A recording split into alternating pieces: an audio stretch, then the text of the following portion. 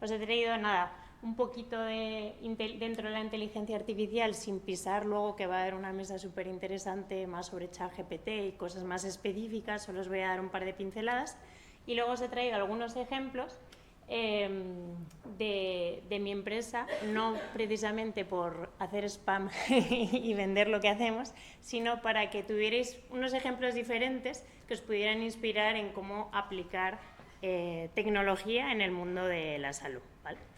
Entonces, dentro del contexto actual de la tecnología, yo siempre digo que el audio ha sido el patito feo. Y digo esto porque probablemente si cerrásemos los ojos y pensásemos en avances que ha tenido el mundo del vídeo, pues pudiéramos ver o pensar un montón de avances, ¿no? El contenido 3D, os he puesto algunos ahí.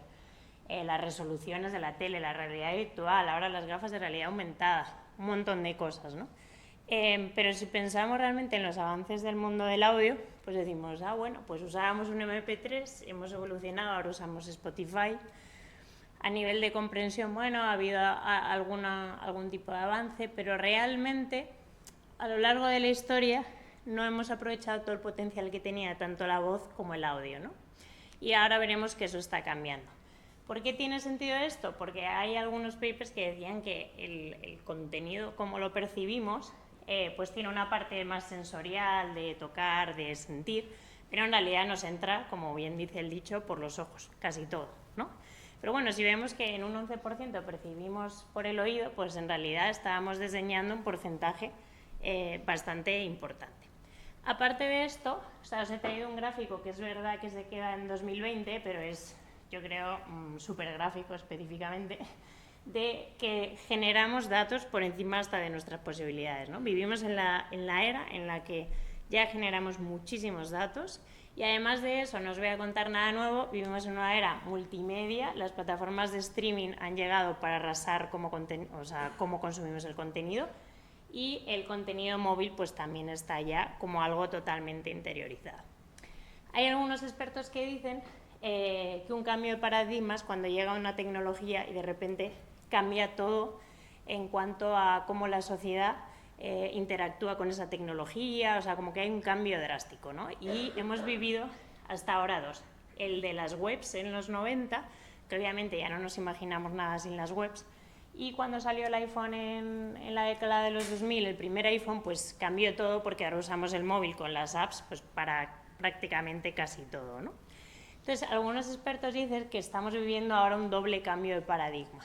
Por un lado, que vamos a tender a usar casi todas las cosas con la voz, o sea, es decir, ya sin tocar pantallas ni nada, sino que ya vamos a intercomunicarnos directamente de un modo natural, y la era de los asistentes, o sea, es decir, que vamos a tener ahí una inteligencia artificial a la que le vamos a preguntar cosas y nos va a devolver toda la información que le pidamos, ¿no? De una manera pues bastante inteligente. Dentro de esto, yo siempre digo que ningún cambio pasa por casualidad, o sea, sobre todo puede pasar por casualidad, pero normalmente cuando se asienta algo tan importante es porque hay algo detrás. Entonces, realmente hay varios factores que han propiciado todo esto.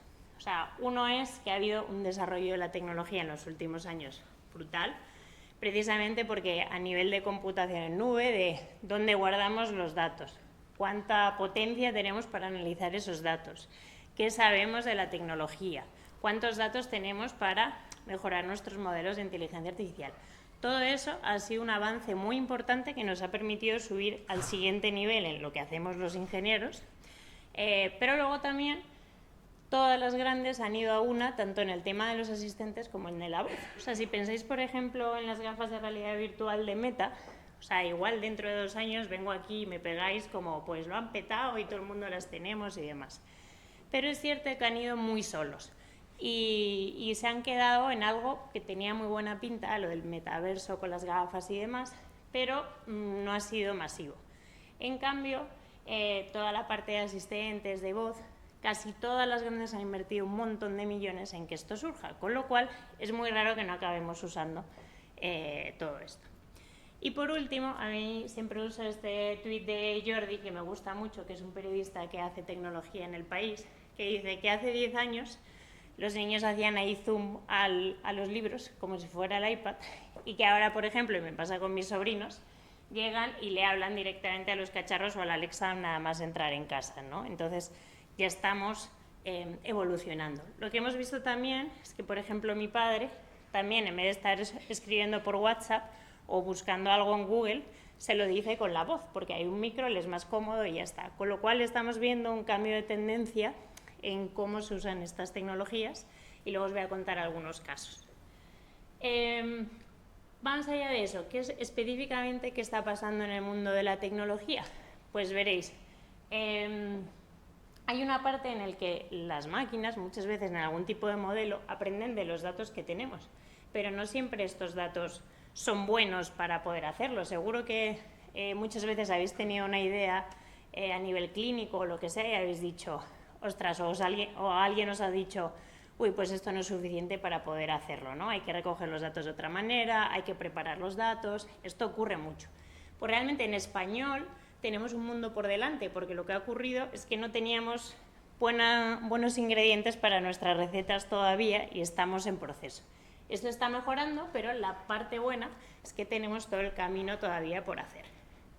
Otra de las cosas que ha pasado este año es que las empresas se han dado cuenta que la gente tiene altavoces en casa, porque ya hay entre 4 o 5 millones, por ejemplo, de Alexas en casas de las personas aquí en España, pero que realmente lo de los altavoces se va a pasar de moda, porque la gente quiere hablarle al coche, al electrodoméstico o a cualquier cosa sin necesidad de un altavoz, ¿no? Directamente esto va a ser algo que esté en cualquier parte. Y más allá de eso, han aparecido muy buenas herramientas que nos van a permitir hacer muchas cosas. Como no quiero pisar la mesa después, solo voy a mencionarlas y no me voy a meter tampoco en ChatGPT. Entonces, realmente, en lo máximo que ha habido avances en este año, ha habido dos partes. Una de generación de fotos, aquí os he puesto Dalí, en el que tú tienes un sitio donde pones cualquier texto y eso te genera una foto en el instante.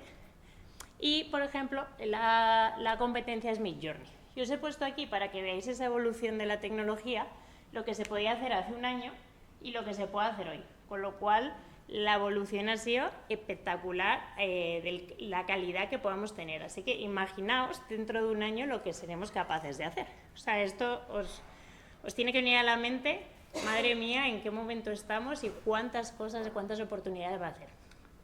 Aquí había puesto como diséñame una casa así moderna y demás. Todo esto no existe, es de mentira. Aquí ciertos modelos y demás, estas personas tampoco existen, las ha creado en 30 segundos una inteligencia artificial, y también me he inventado sitios en la Tierra que no existen pero que son súper paradisíacos. Con lo cual podéis ver que esto tiene muchas oportunidades. Para cerrar todo esto y ya meternos en los casos de ejemplo, ¿no? ¿Qué me gustaría que os llevarais como idea? Bueno, pues yo siempre digo que siempre sale en prensa la parte mala de la inteligencia artificial nos va a quitar los trabajos o nos va a asesinar o muchas cosas de este tipo que seguro que os suenan. La parte buena es que nos va a permitir automatizar muchas cosas que son un rollo y que nos quitan un montón de tiempo. Es ahí donde tenemos que poner el foco. Y también informar a las personas, que no haya una brecha, sino informar a las personas para que optimicen su tiempo y puedan usar estas herramientas y poder centrarse en otras cosas dentro de sus trabajos, ¿no? Ese es el punto importante. Y yo siempre digo que probablemente lo que va a ocurrir es que las personas que no sepan usar estas herramientas se van a quedar atrás, no por el hecho de que le echen de su trabajo, sino porque el que las use va a ganar muchísimo tiempo y va a poder centrarse en cosas específicas y no va a tirar, entre comillas, el tiempo en cosas que no merezcan la pena. Vale. Como compendio final, yo creo que estas tres ideas son muy potentes. Una, vamos a sistemas en el que se pueda usar la voz y también a veces tocar con las manos, ahora veremos uno. Vamos a experiencias muy personalizadas, porque como tenemos tantos datos de la persona, vamos a poder personalizarlo, y cada vez vamos a poder crear cosas más complejas porque tenemos más herramientas cada ello. Bien, a ver cómo voy de tiempo. Voy, vale. Vamos ahora un poco a la parte práctica. Entonces, para que entendáis de dónde vienen estos proyectos, deberíais entender lo frikis que somos en mi empresa. Nosotros nos dimos cuenta que en muchos grupos de investigación, más de tecnología, se quedaba esa tecnología en pruebas de concepto, en papers, en grupos de la universidad, ¿no?, que generaban este conocimiento, pero era una pena porque muy pocas veces hay una transferencia de esa tecnología a productos que puedan ser masivos. Por ejemplo, hay veces que sí ocurre, ¿no?, pero no suele pasar. Entonces dijimos, ¿cómo sería si pudiéramos montar un grupo de investigación privado en el que coger lo más nuevo, estado del arte, seguir haciendo papers, pero aplicarlo directamente a poder tener un impacto en la sociedad, ¿no? Ese era el punto 1, y el punto 2 es, vale, y ya que somos unos ingenieros que queremos hacer el mejor trabajo posible, pues si además ayudamos a personas, pues muchísimo mejor. Entonces tenemos un componente social muy importante, y esa es una de las razones por las que también nos metimos en la parte de medicina, ¿no? Al final había otro punto del grupo de investigación, y esto es que también muchas startups se han centrado en un problema muy concreto y solo se dedican a esto. Lo que vais a ver es un compendio de cómo poder usar muchas herramientas muy complejas en el mismo proyecto, porque lo que nos dimos cuenta es que hay veces, hay patologías o hay problemas que son muy complejos de normal, entonces no te vale una solución muy sencilla para poder abordarlas, ¿no? Necesitas tener una visión de tener varias herramientas, unirlas en un puzzle y que eso te resuelva, ¿vale? Entonces, dicho esto, ya os voy a contar ejemplos, que es lo que tiene más chicha.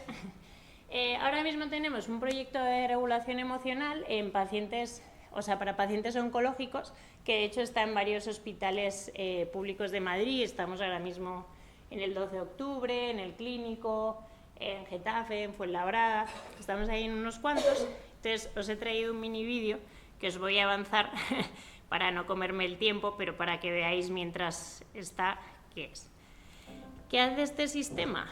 Pues este sistema es un chatbot que está en Telegram, pero también lo podríamos hacer en WhatsApp o en otras plataformas, que permite a los pacientes, en primer lugar, los doctores meten en una plataforma unos pocos datos de los pacientes para que no sea un rollo. Esto lo diseñamos con 5 jefes de servicio de onco y nos han avalado la SEOM y la SEOR. Entonces está muy pulido para que pudiera integrarse con vuestro día a día, por así decirlo, ¿no?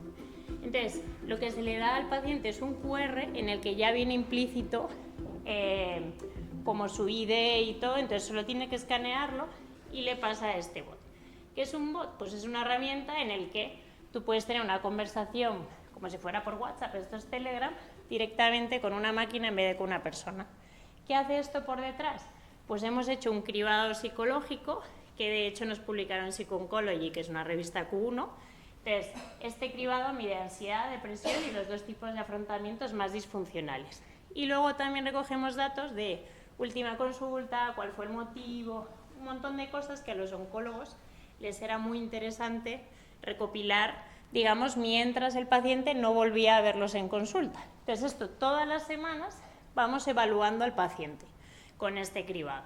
Cuando le evaluamos, hay un protocolo clínico de intervención, entonces lo que hacemos es mandarle de manera personalizada con un modelo de inteligencia artificial unos audios que hemos grabado con los profesionales médicos y psicólogos en estudio. Entonces le llega como una nota de voz y normalmente tiene explicaciones de información que le es útil al paciente y también tiene ejercicios, por ejemplo, en la parte psicológica, que les va a venir muy bien.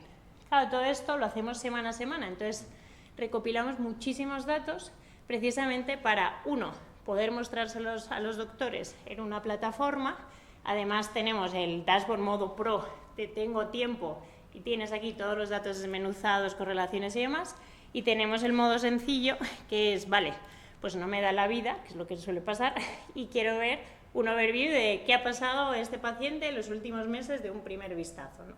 Entonces, esta fue nuestra primera incursión y dijimos, jolín, pues esto es útil, podemos incluso luego investigar, recogemos los datos muy ordenados y luego además se interviene, entonces los pacientes lo aceptan porque les es luego útil. De hecho nos pidieron que dentro de esto, que los botones que veis, pudieran tener también una librería con audios disponibles todo el rato. Hilando después de esto, O sea que al final hacemos un montón de cosas, como os he contado, en una. Vimos que las personas mayores pues no acaban de enterarse con el móvil y dijimos, uff, esto les es más lioso. Vamos a hacer pruebas a ver qué podemos hacer.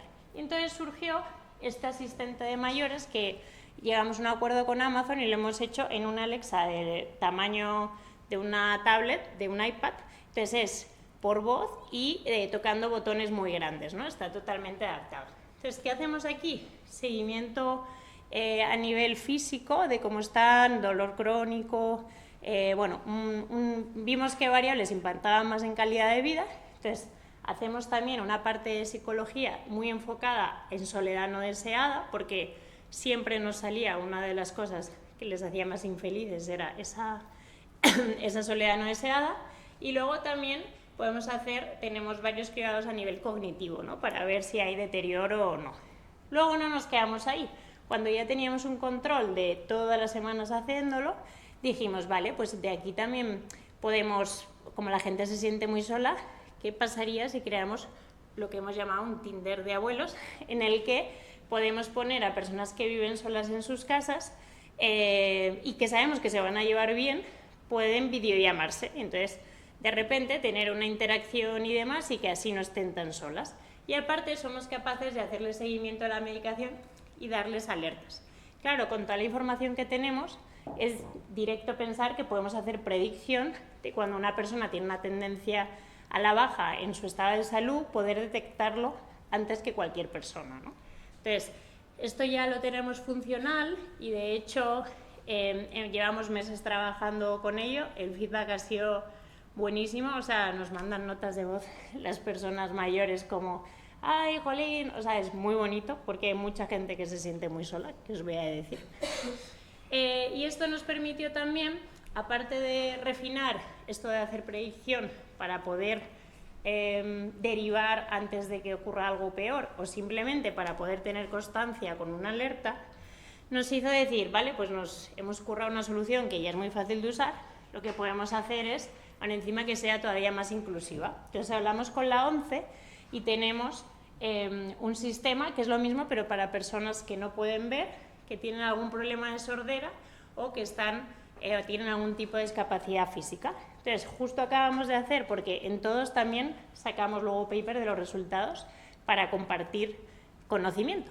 Entonces, os puedo adelantar que en la recogida de datos, en los datos preliminares, teníamos como 2 puntos de mejora en la calidad de vida de estas personas con los cribados, además cogidos en papel durante 3 horas cuando empezaron y cuando terminaron. Con lo cual, nuestra idea también era demostrar que si usas esto, vas a tener, con estos audios, con todo el cuidado y demás, pues una mejor calidad de vida. Y luego os voy a contar 3 casos más y ya acabo, que no me quiero pasar de mi hora.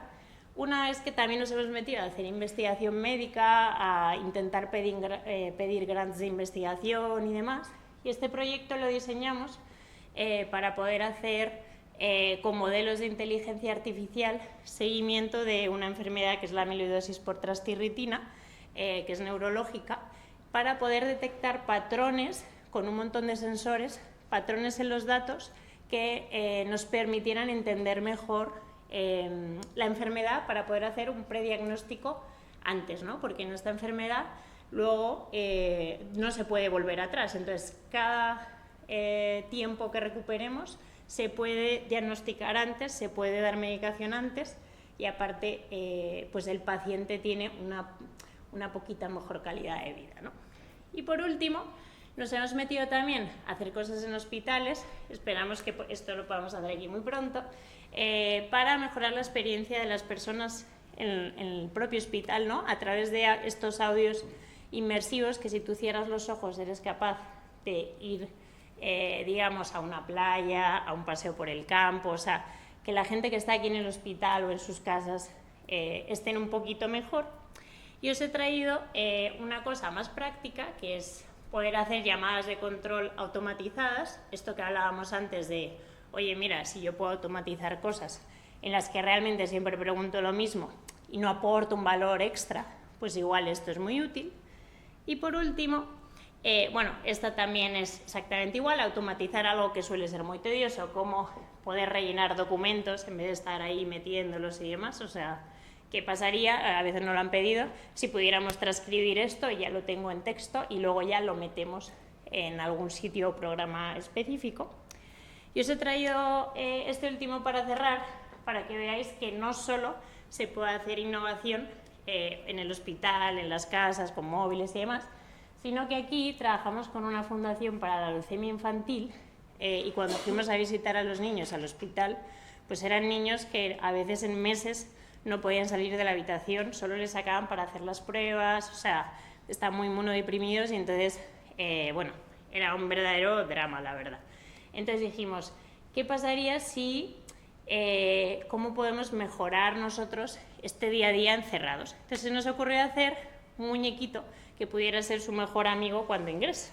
Y entonces que este muñequito tuviera un Alexa dentro, entrenado para poder, cada vez que hablara y recogiera información, que fuera, o sea, estuviera haciendo un protocolo clínico de intervención a nivel psicológico, con lo cual que toda la información que le dieras al niño recogieras tuviera sentido para que pudiera estar mejor con las variables que hayamos detectado que más impactaban en su día a día, ¿no? Entonces, pues ha sido una de las cosas de diseño más bonita que hemos hecho, también de las más tristes, pero esa es la idea que me gustaría que os quedarais, ¿no? Que al final hay muchas cosas que hacer y con un poquito de tecnología puedes impactar mucho la vida de la gente, así que a eso nos dedicamos nosotros y a eso espero que, que en el futuro vamos a hacer muchas cosas y vosotros también con todos los proyectos que vais a contar esta tarde, pues para impactar ahí. Así que nada, muchas gracias.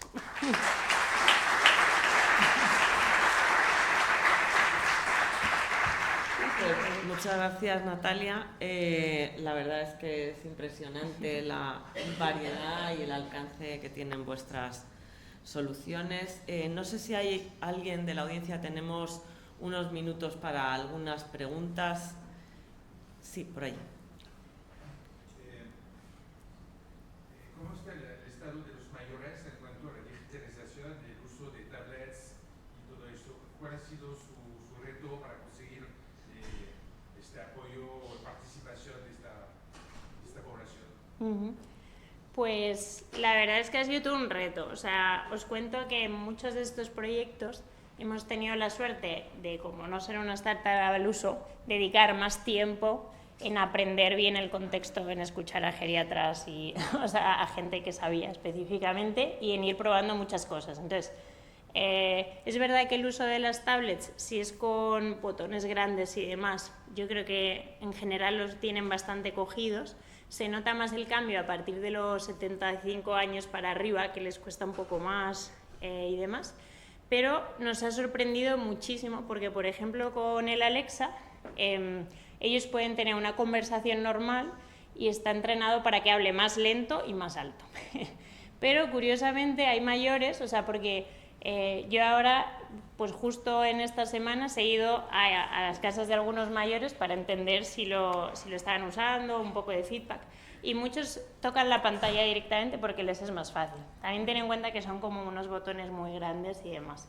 Entonces yo creo, o sea, yo pensaba que solo la voz iba a bastar, pero en mi experiencia creo que va a ganar las dos cosas. Tener algo que fuera como una tablet que puedan tocar y luego también tener una voz que les sea más útil.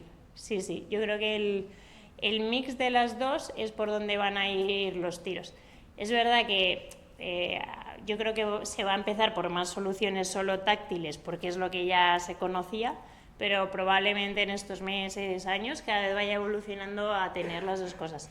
Pero nos han sorprendido, de hecho tenemos pacientes hasta 92 años que lo han usado, lo han entendido y les ha sido útil, o sea que sí, no hay esa barrera, lo único que hay mucho trabajo de acoplar la solución a que sea muy sencillo, a que solo sea botones, a que, por ejemplo, los audios que haya y tal, como son vídeos o audios de profesionales, pues que los puedan ver, que sea muy sencillo. Yo creo que ahí está el kit de la cuestión. Sí.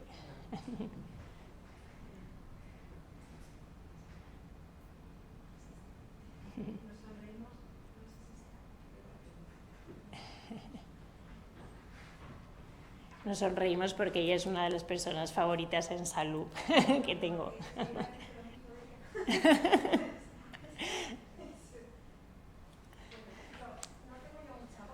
Bueno.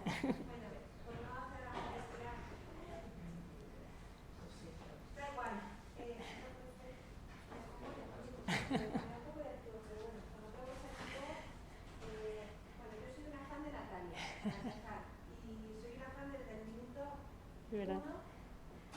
Desde cero, sí. no del uno, porque Natalia es una cosa, y esto se ha notado, que es, yo creo que no se caracterizan Saturno o Natalia por intentar buscar o crear la tecnología más rompedora, no.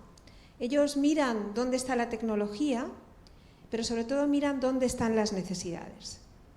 Y esta visión de aquí hay una necesidad que nace de esa empatía tremenda que se tiene, que nace de haber sido o paciente o familiar de paciente o de haberlo vivido en primera persona, de tener un contacto estrechísimo con los profesionales sanitarios. Ella se va a las casas a ver qué pasa con la gente, ¿no? Entonces creo que a mí eso hace que haya sido elegida recientemente con un premio muy importante, y yo creo que hemos visto a Steve Jobs, dentro de nada veremos a Natalia Boray, porque Natalia crea fans, pero los crea porque se lo cree, porque es una apasionada y porque tiene la humildad de acercarse a las cosas oyendo a la gente y empatizando con ella, y a mí eso es lo que me cautivó, ¿no? Y como somos unas apasionadas de intentar mejorar esto, pues yo le voy a preguntar a Natalia algo que puede contar hasta el punto que pueda contar, ¿vale? ¿Qué es, cuál sería su sueño? Buena pregunta. Pues yo creo que a nivel profesional, por ejemplo, si me preguntas con Saturno, tenemos el reto de, ahora estamos muy centrados en hacer cosas en España, estamos tanteando poder hacerlas en Estados Unidos, además con cosas de investigación muy potentes en Boston y demás. Me encantaría que esto pudiera ser algo global, ¿no? Hay 2 o 3 proyectos que me hacen mucha ilusión, por ejemplo el de los audios en los hospitales, en el de mayores, precisamente como dice Ana, porque cuando te toca de cerca y algún familiar tuyo está mucho tiempo en el hospital, pues yo creo que te cambia la percepción de la vida, y por narices tienes bastante más empatía porque lo has sufrido, ¿no? Entonces, hay algunos que me encantaría que pudieran ser un estándar y que acabaran de forma masiva como un servicio, además en la sanidad pública, porque lo que suele ocurrir es que para empresas como la mía, igual esto lo deberíamos cortar aquí en el vídeo, pero suele ser más fácil que te den dinero en una privada, porque todo puede ser o puede acabar en un servicio pues que genere algún tipo de dinero, una póliza, algo así. Y el verdadero reto para empresas como la mía es que esto de verdad también acabe como un servicio público para cualquier persona, y en eso estamos, aunque nos cueste más, pues una de las cosas. Entonces a mí me encantaría que si habláramos en unos años diríais, ay mira, he ido a este hospital y un familiar mío usa esta solución de Natalia porque se la han ofrecido en el hospital, ¿no? Bueno, no solo de Natalia, de todo el equipazo que hay detrás de Saturno, que es mucho, y de todos los doctores, psicólogos que trabajan con nosotros también. Entonces, a mí eso me haría muy feliz, más allá de incluso de mi carrera, de todo eso. De verdad que si lográsemos que fuera para todo el mundo estas soluciones y ayudar, o sea, yo creo que me daría por contenta. Y mil gracias, pues Ana. Vamos a la última pregunta rápida, porque no queremos pedir más tiempo, quitar más tiempo de la siguiente mesa. Si no, luego en el coffee break seguramente tenéis mucha oportunidad. Lo primero, darte las gracias por tu presentación, porque realmente pones en pie lo que últimamente vamos viendo y se está empezando a plasmar físicamente, que es la aplicación de las IAs, tecnología, a realmente ese uso que es lo que buscamos en el día a día, y no ahora, sino en el futuro. Entonces, en base a eso, me gustaría preguntarte, de todo el proyecto, ¿cuál crees que es las trabas o mayores dificultades que has encontrado a la hora de llevarlo a cabo? Vale, muy buena pregunta, porque ahora queda muy bonito, pero hay mucha pelea detrás. Bueno, Carlos siempre decía una frase y yo me la robé para mí, es verdad, como que a veces llegaban startups a decirle, mira, tengo esto, tal, y es como ahora te vas a tomar el tiempo en el que yo te enseñe exactamente qué necesito, ¿no? Pues para mí, quizá el primer problema fue, oye, tenemos que cambiar de mentalidad y probablemente dedicar tiempo pagándolo a la empresa en entender el problema, lo que ha dicho Ana, ¿no? En hablar con profesionales que nos cuenten. Yo por eso empecé el doctorado, como necesito todavía saber más, un poco más para entender mejor.